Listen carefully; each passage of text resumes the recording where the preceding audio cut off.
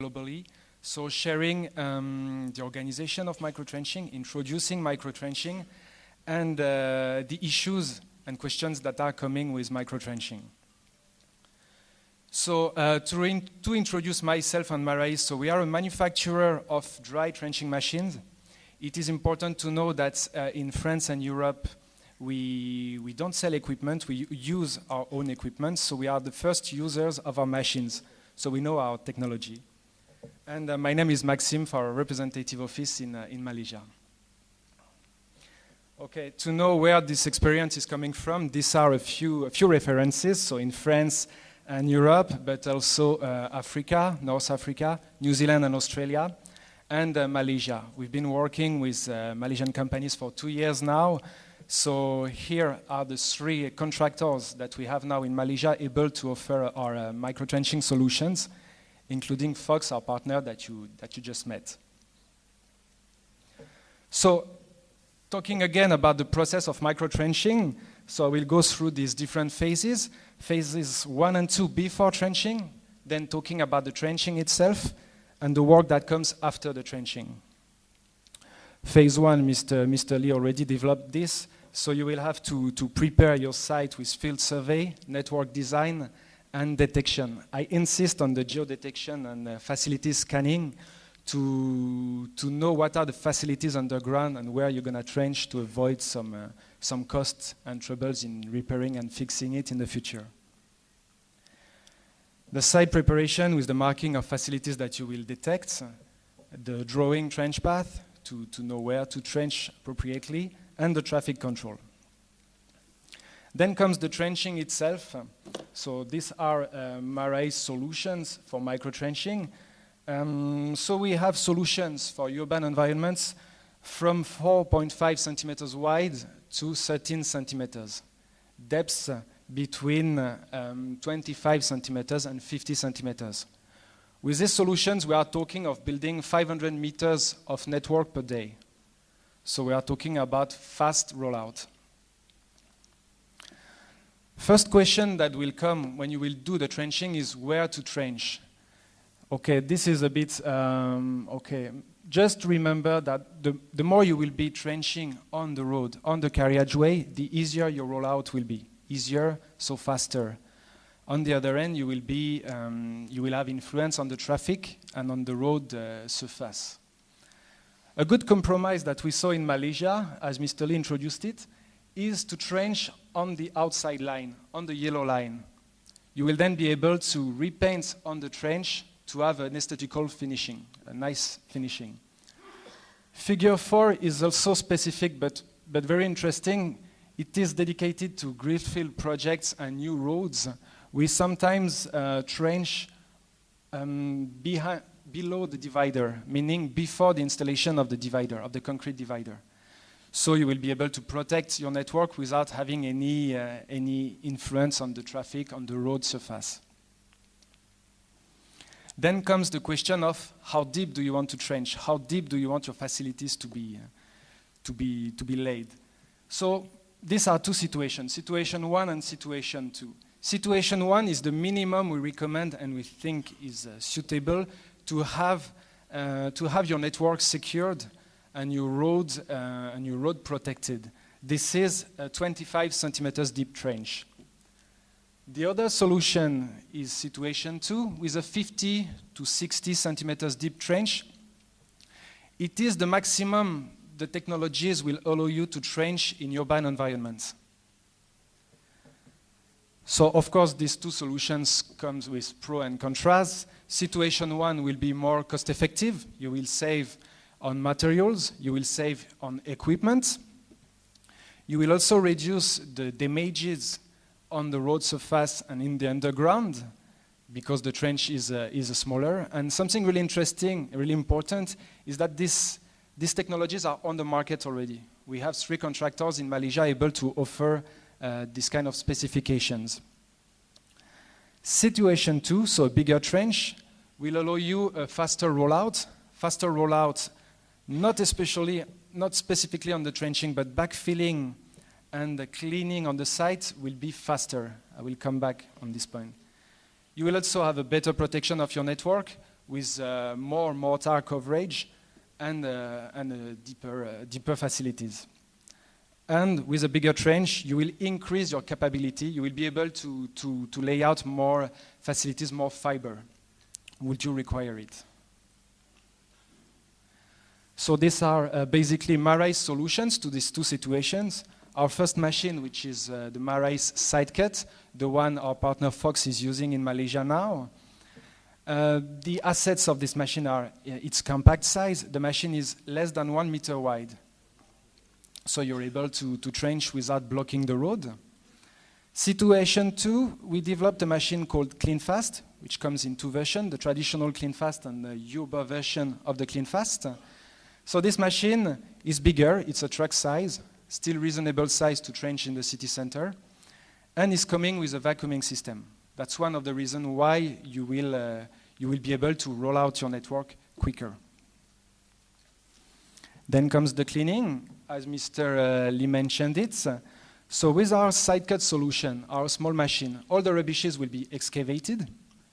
So there is no water involved, there is no mud, it's dry trenching. You will then be able to trench with manpower, traditionally, or using mechanized solution and special vacuum system.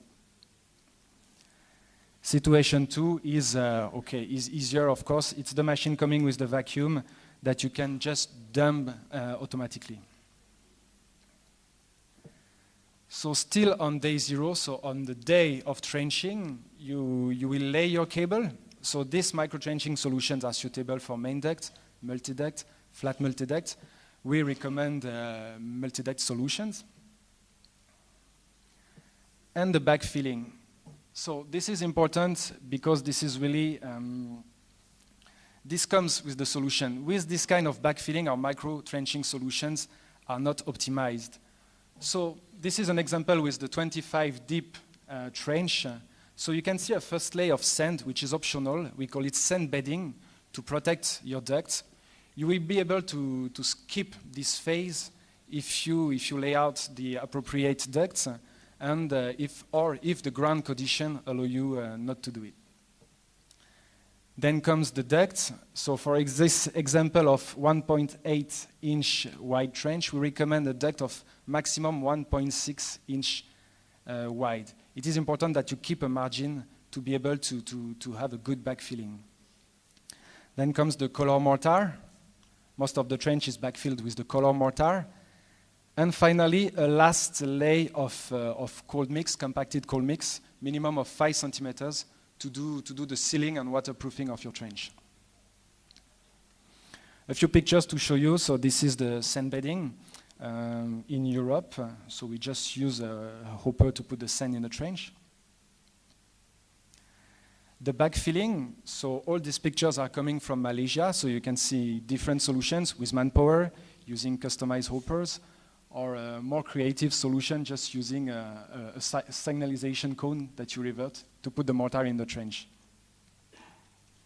Situation 2, with our bigger machine, you will have a wider trench, 8 centimeters to 13 centimeters. You will save time here, as this size of trench will allow you to use directly a mortar truck to put the mortar in the trench. You just attach this picture too, that you can see this device to the mortar truck, and the mortar is going into the trench. So you're saving time here too.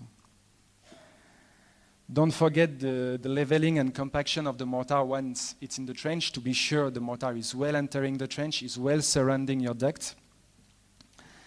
And this is still on the day of trenching, on the trenching day. And it is important to say that after 3 hours, so basically a few hours after trenching, once you've backfilled, you have your network secured. Secured, they will know, in case of rain, for example, in case of, people accessing it. So your network is secured, so is your site. You can have motorcycles, you can have cars going over the trench. There is no risk. You just have 5 centimeters left for the cold asphalt. Then it can come later, so 1 day after trenching, maybe 2 days, you will have the sealing with the compacted asphalt, so with blade compactors, for example. These pictures are from Malaysia, So this is Bukit Damansara's area. And then the fiber blowing, in case of multi-duct. It is important to say that in terms of fiber blowing, the bottom and the quality of your trench are critical.